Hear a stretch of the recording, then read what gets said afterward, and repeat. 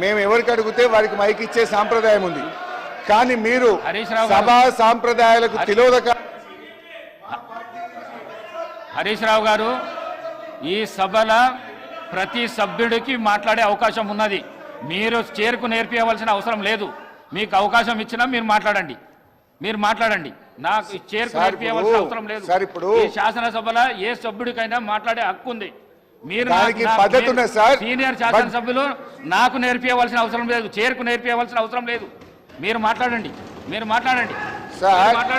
There is a procedure in this house. There are some rules in this house.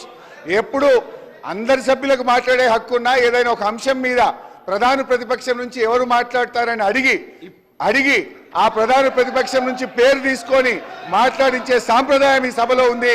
ఈ సభా సాంప్రదాయాన్ని తుంగలో దొక్కినందుకు ముందు నా నిరసన తెలియజేస్తూ నేను మాట్లాడుతున్నాను. అధ్యక్ష, ఈ సభ కౌరవుల సభలాగా నడుస్తుంది అధ్యక్ష. బట్ అంతిమంగా పాండవులే గెలుస్తారు, న్యాయమే గెలుస్తుంది, ధర్మమే నిలబెట్టది. మీరేదో ఇలా మందబలం ఉందనో అధికారం ఉందనో అహంకారంతో చేస్తున్నారు. ప్రజలు అన్ని విషయాలు గమనిస్తున్నారు. తప్పకుండా మీకు తగిన గుణపాఠం చెప్పే రోజు ఉంటుంది, జాగ్రత్త. అధ్యక్ష, ఈరోజు రెండు అంశాలు అధ్యక్ష.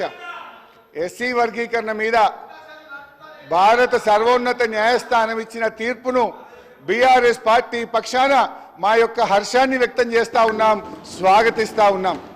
అధ్యక్ష, ఈ యొక్క వర్గీకరణ మీద మా ప్రభుత్వం ఏర్పడిన వెంటనే సభానాయకుడిగా కేసీఆర్ గారు 29 నవంబర్ 2014లో ఈ